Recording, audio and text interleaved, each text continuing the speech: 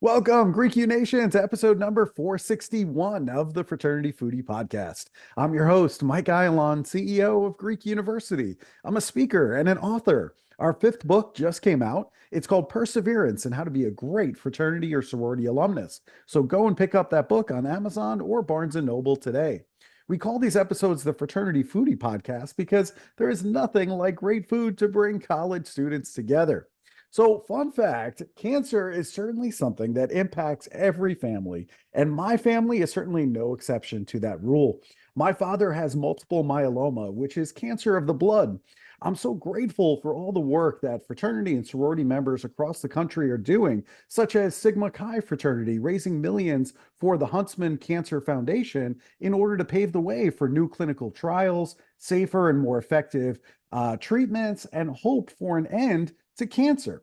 By funding efforts to understand the beginnings of cancer better and more effectively treat cancer, you help to relieve the suffering and improve the quality of life for cancer patients, survivors, and their families. Let's welcome our next guest so we can talk a little bit more about it. Christine Handy is a passionate advocate, a keynote speaker, author, and model who champions women to realize their power and inner beauty amidst adversity. As a breast cancer survivor, Christine is proof that pain does not have to limit from thriving. Christine uses her experience in the fashion industry to challenge outdated cultural values that once limited inclusivity of certain groups of women in the past. Christine uses her story to inspire hope and courage. With authenticity and vulnerability, Christine provides real-life wisdom to those who have been affected by illness and trauma. Christine's mission is to ensure that women feel less alone while encouraging women to focus on faith and their inner warrior. Welcome to the show, Christine. Thank you. It is a pleasure and an honor to have you on the show. I really enjoyed our time speaking a little bit last week, and I knew immediately that you would make a wonderful guest and an important guest on our show. So thank you so much for being here. Thank you. I love talking to younger audiences, so this is a pleasure. Thank you. Of course. Well, you got it today. And speaking of younger audiences, I know that you decided on Southern Methodist University for your undergraduate experience. I tell you what, I spoke on that campus once and it was absolutely phenomenal. The students literally picked me up in a golf cart and drove me to the presentation, so I didn't have to walk. God forbid I should walk like 5 feet on campus at SMU. So it's a wonderful place, but I'm wondering what made you choose SMU? Well, I think in general, graduating from high school can be a very confusing time. Like for me, I felt independent, but we're also dependent. As an example, I was dependent on my parents for money and for tuition. So one thing I knew, I wanted to be in a different city than the city I grew up in, not because I didn't like the city I grew up in. I grew up in St. Louis. I loved St. Louis. I loved being a Midwesterner and part of that community. But I wanted to try something different and kind of branch out.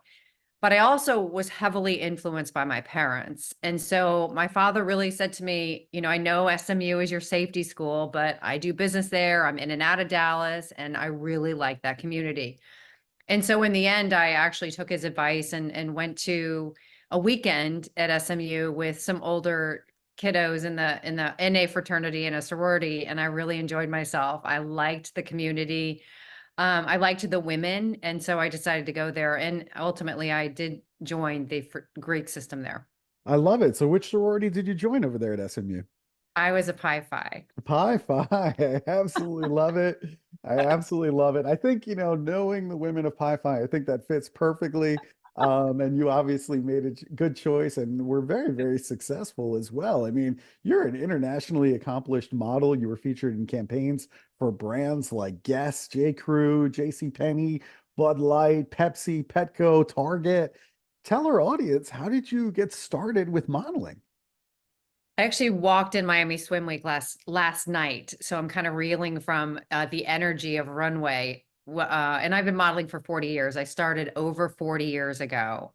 And back then, 40 years ago, we got this thing called mail because we didn't have the internet or email. And so I kept seeing mail from modeling agencies and scouts in our mailbox. And so I said to my parents, I'd really like you to pay for some pictures so I can submit it to these modeling agencies. And I was 11, 12 back then. And my parents were like, absolutely not. We are not doing this. We have 3 other children. We have things to do. We are working, and you can't go to modeling gigs without a parent until you're 16. You have to have a chaperone. So, well, if you know anything about my story, which you do a little bit, they weren't keen on the idea, but I have a lot of grit and determination.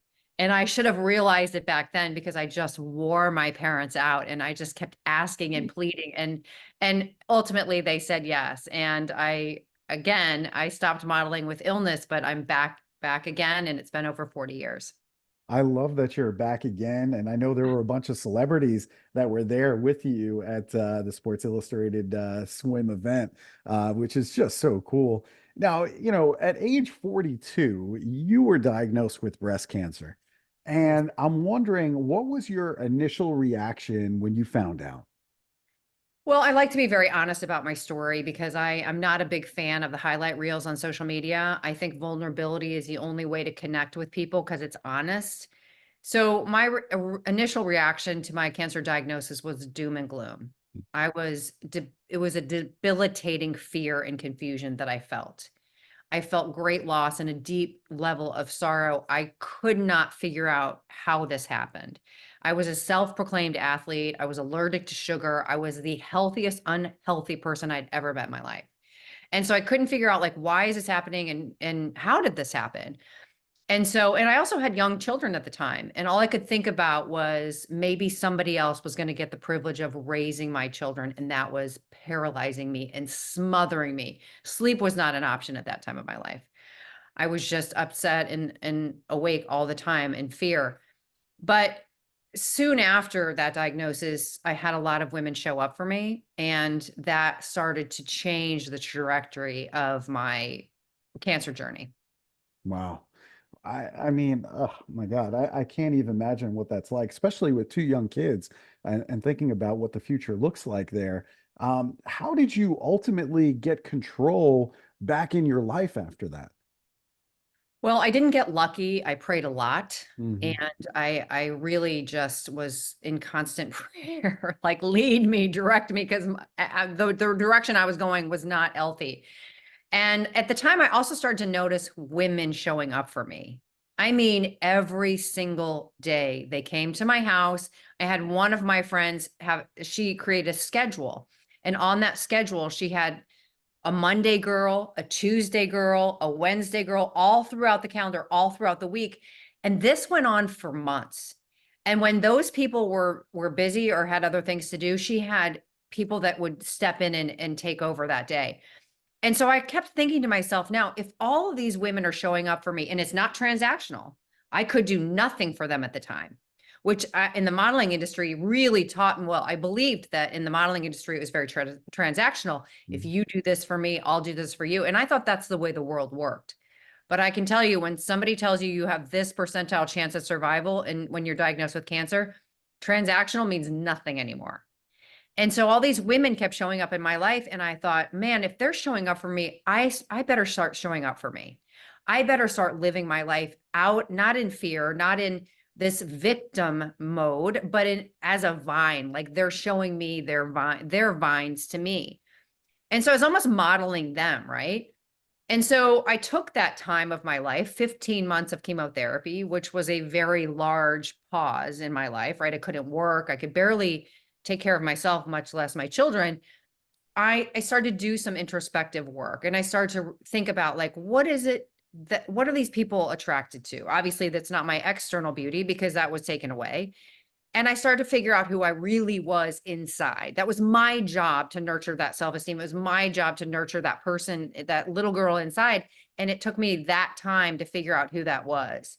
And I realized during that time, it wasn't the stuff that mattered. It wasn't the bags that I carried or the street address that I lived on. None of that mattered. It was love. It was faith. It was showing up for people. So when women champion each other, that can save a life. Hmm. Listen, I totally agree with that. We need women to support other women. I think that's incredibly important. But now, you're cancer free for 8 years at that point in your life. You got this infection, you had to remove your breast implants. So, I mean, at that point, what makes you decide to go back to work after all of that? And I know that the trauma that's involved with that, and then show that there's still beauty in women without breasts. Why is that cause like so important? Well, it's an interesting question. And it came to me one morning. It was, I had breast implants for 7 years after my mastectomies, and I really loved them. I loved the way they looked. And it was like, I didn't really, of course, I went through tons of chemotherapy. I was 90 pounds wet. So obviously that changed the way I looked. But after my mastectomies, I looked in the mirror, I still had a chest. And so I have a MRSA infection in 2020, and I get out of the hospital and I have zero chest. I have a concave chest. And after the several months of physical duress, I finally wake up one day and I say to myself, because at this point in 2020, I had a social media presence. And so I would get messages from people all over the world. And I would get the messages saying that they felt shame when they lost their chest, that they were afraid to show it to their husbands, that wouldn't walk out of their house to go to work without prosthetics. And that broke my heart. I was so saddened for those people that I said to myself, I should go back to modeling because I don't need a prosthetic. I don't need to show anything different. I am whole, regardless if I have breasts or not. I am whole, and I'm safe in this body. And so I wanted to show that to the world. And so I called my modeling agency. And at that point, I hadn't worked for them in years. And I said, I'm coming back to work. And they said, oh, cute. That's cute. Well, why? And I said, well, I better come in and show you. And ironically, they said no. But I said to myself, you know what? This is not for everybody, but I'm going to make sure it happens. Because also when you're diagnosed with a disease at 42, and they tell you the percentile chance of survival, you understand quickly that no's don't matter. If somebody says no to you, or they don't pick you, or they don't like you, who cares? Like, I'm on a limited time here. I need to make the most of it. And so, and time is a privilege. Life is a privilege. And so anyway, I said to my manager, because I had a manager at the time, a social media manager, I said, I need you to get me into New York Fashion Week, not to model. I need you to get me into the show so I can meet the designers. So I flew up to New York. I live in Miami. I had never been to New York Fashion Week. And for 35 years at that time, I had always been a print model. I've never been a runway model. So I fly up to New York, I get into some shows. And at the end of the show, I would hurriedly go up to the designer and I'd say, my name is Christine Handy. I'm called the Breast Cancer Disruptor. I've been a model for 35 years. I'd like to walk in your show to represent the breast cancer community. I have a concave chest, and this is important. Ultimately, some designers said yes to my cause. And so it became very quickly, I had to figure out how to walk the runway.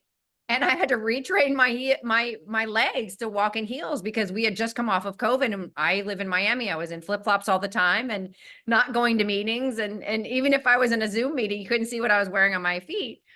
So for 30 days, I wore heels, and I learned how to walk the runway. And ultimately, I've walked now 4 or 5 seasons in New York Fashion Week, and I just modeled in Miami Swim Week. And it has always been, and it still is, especially modeling in a bathing suit at my age, it's to show that my confidence is from within.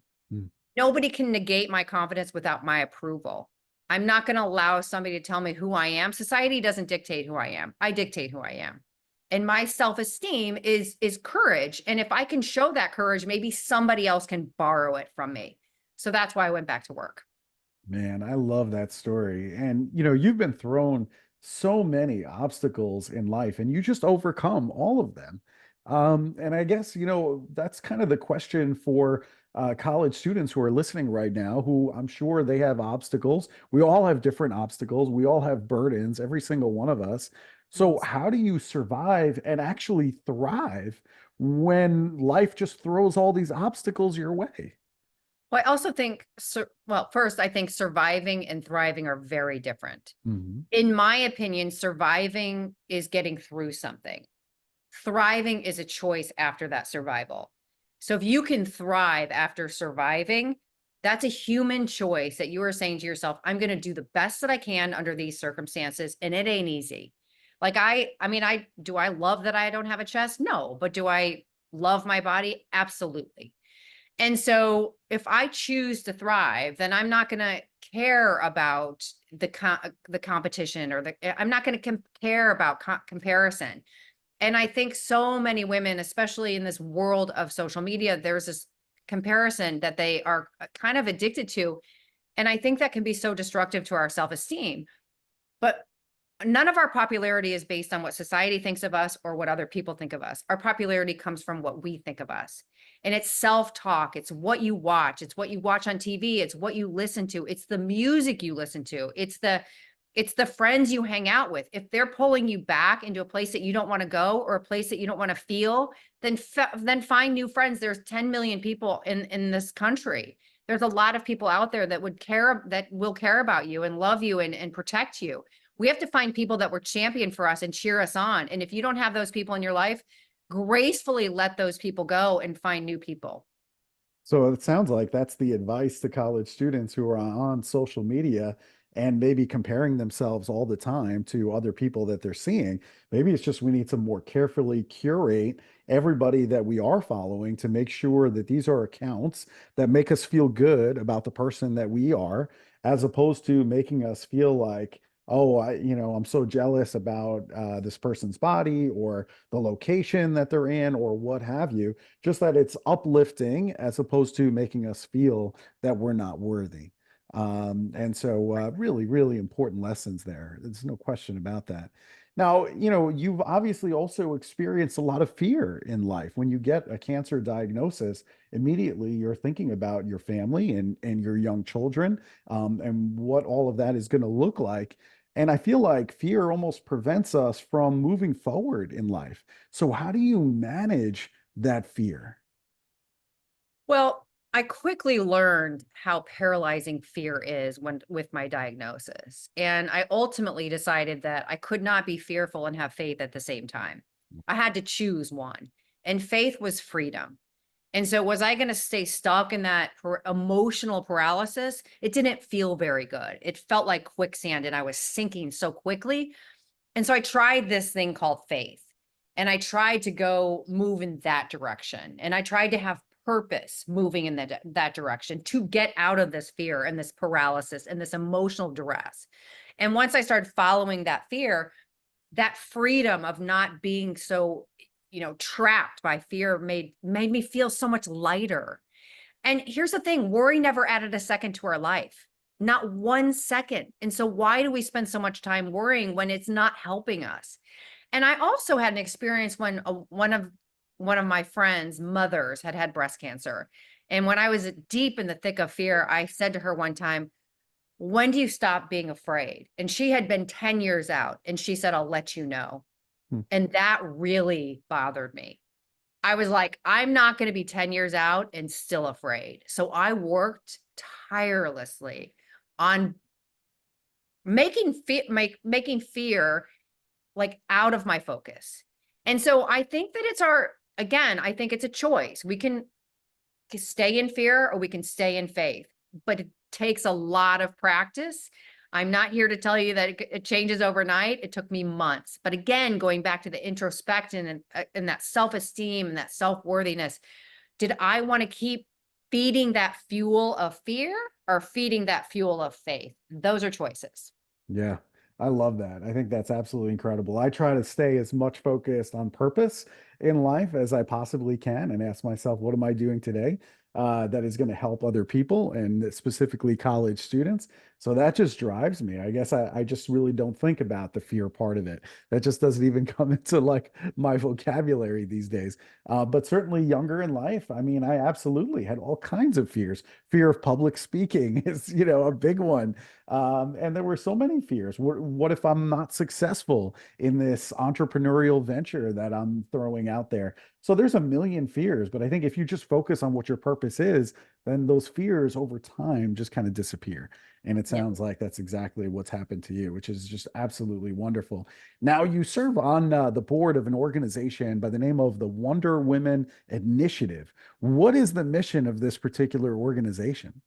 Well, I was introduced to it by the CEO and starter, and she asked me to be a part of the organization as one of the women that they were highlighting. Hmm. So basically, she finds women leaders in the world and she highlights their story. And so she asked me to come to their event and highlight my story. And she gave me a cute little, um, like a gift for coming and being there and sharing my story.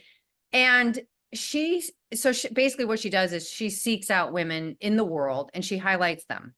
Well, she's championing for women, not even women she knows. Hmm. And so these women are amplifying other women's voices. Who wouldn't want to be a part of that? And so now I'm part of the board and I get to champion for women and I get to choose women from all over the world. And sometimes I find them on social media and sometimes I find them through stories of people sending me stories. And it's just like, why wouldn't we want to do that more and more and more? It's such an interesting and exciting way to meet interesting women and to highlight interesting women. That's a privilege. So I love this organization. Sounds absolutely amazing. I think it's brilliant. And you also have a book out there, and I'm wondering what our listeners are going to learn from your book. It's called Walk Beside Me. Tell us about the book. Well, the book is a fictional depiction of my life, from being very externally focused to the trauma of a diagnosis and a couple other illnesses. And finally, the shift of the change in narrative of being focused on what society thought of me to me serving and wanting to give back to society. It's also a book that people will learn how to have good nurturing relationships, good nurturing friendships. Like, I really originally wanted to write the book to show how women showing up for each other, women championing for each other can change lives. And then once the book was published, so many people would say to me, well, I got this out of it. I got your faith out of it. I got this, difference between focusing on materialism versus focusing on serving people. So there's a lot of different things that come out of it. My book is currently being made. Well, it was just filmed in Boston in January to be a film, and it's coming out close to next December in theaters. So if you don't want to read the book, you can wait for the movie to come out. The book is called Walk Beside Me, and definitely go and check out that book in the meantime. And then maybe, later this year, we're talking about the movie release, which is absolutely fantastic. I mean, this is definitely a story that needs to be told. So I can't wait to see all the success that comes with all of that. I think it's absolutely incredible. This past week, I was actually in Orlando, Florida for a convention not too far away from where you're at in that Miami, Fort Lauderdale area. So I'm wondering the next time I get to town, which is fairly often, where Yeah. should I go for a great meal these days? Well, I love Joe's. It's got the best crab I think in the country, they say, but that's what they say, not me. But there's also another place that my son loves. It's called Flanagan's. It's a local place. I think they have like 30 locations now. And it's like a college place. It's local. It's like, if you're a tourist in Miami, you would never know to go there. And they've got these cute green cups. It's almost like a fraternity, with what are those things, the igloo cups or the whatever they're called. And my son can afford to go there. So yeah, so Joe's is an extremely expensive restaurant. Flanagan's is more reasonable. So either one of those. That sounds really good. You gave us two choices depending on what our budget is for the night. So if you want to go to Flanagan's and you're a member of the fraternity and sorority community, sounds Yeah, like you'll be right at home.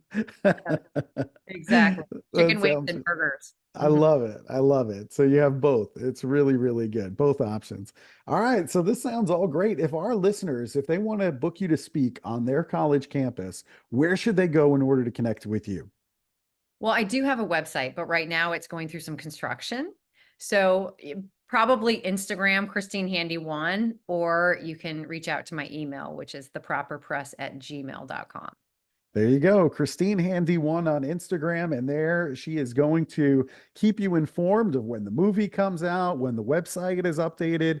Just go and follow her, and you'll get all of the information that you need. And then that way you can communicate with her and bring her to your campus so she can tell this important and inspiring story about overcoming all kinds of obstacles in life, no matter what life throws your way. Thank you so much for sharing this incredible story with us today, Christine.